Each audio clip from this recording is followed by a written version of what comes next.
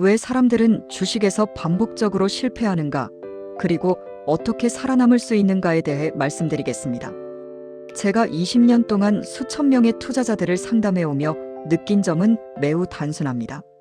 사람들은 시장 때문이 아니라 자기 안의 습관 때문에 실패합니다.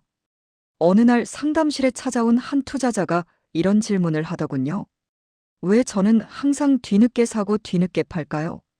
이 질문 하나에 그분의 모든 투자 패턴이 들어 있었습니다. 조금만 오르면 나만 놓치나, 불안해서 뛰어들고 조금만 떨어지면 더 빠질 것 같아 하고 겁이 나서 팔아버리는 방식. 이것이 바로 비싸게 사고 싸게 파는 가장 전형적인 실패의 구조입니다. 상담을 마치고 카페에 앉아 있을 때였습니다.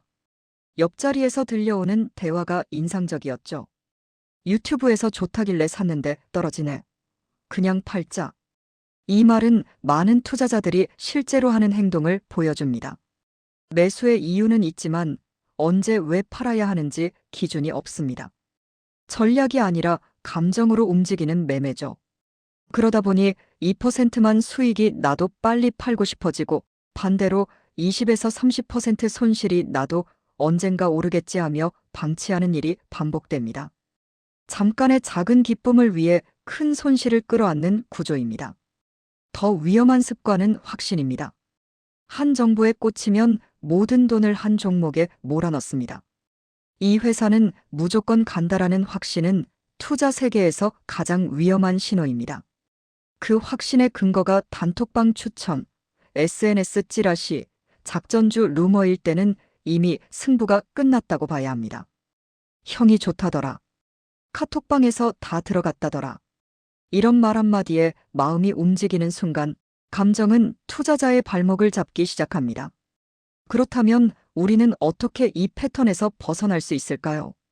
20년 동안 4천 명이 넘는 사람들을 분석하며 제가 얻은 결론은 하나입니다. 성공하는 사람들은 예측하는 사람이 아니라 구조를 만든 사람들입니다. 시장은 맞출 수 있는 것이 아니기 때문에 오히려 중요한 것은 상황별 계획을 미리 세워두는 일입니다. 오르면 무엇을 할지, 떨어지면 어떻게 대응할지, 횡보하면 유지할 것인지, 리밸런싱할 것인지. 이 세 가지 계획만 있어도 감정 대신 규칙이 움직입니다. 또 한 가지 중요한 것은 빠르고 자극적인 급등주나 작전주, 남이 추천해서 사는 종목을 멀리하는 일입니다. 짧은 시간에 확 올라가는 종목은 대부분 독에 가깝습니다. 대신 좋은 기업을 고르는 법을 배워야 합니다. 좋은 기업은 어렵지 않게 숫자로 드러납니다. 매출은 꾸준히 올라가는가, 영업이익률은 본업의 힘을 보여주는가, 부채 비율은 위기에도 버틸 체력이 있는가, 그리고 무엇보다 잉여 현금 흐름, 즉 실제로 현금이 남는 기업인가. 이 네 가지가 탄탄한 기업은 길게 보면 대부분 살아남고 투자자도 함께 성장합니다.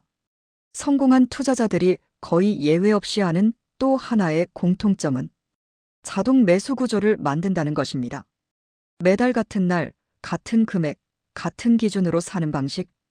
감정이 개입되지 않기 때문에 실수가 줄어들고 시장이 떨어질 때 더 많이 사지는 구조가 만들어집니다. 장기적으로 가장 높은 승률을 만드는 방식입니다.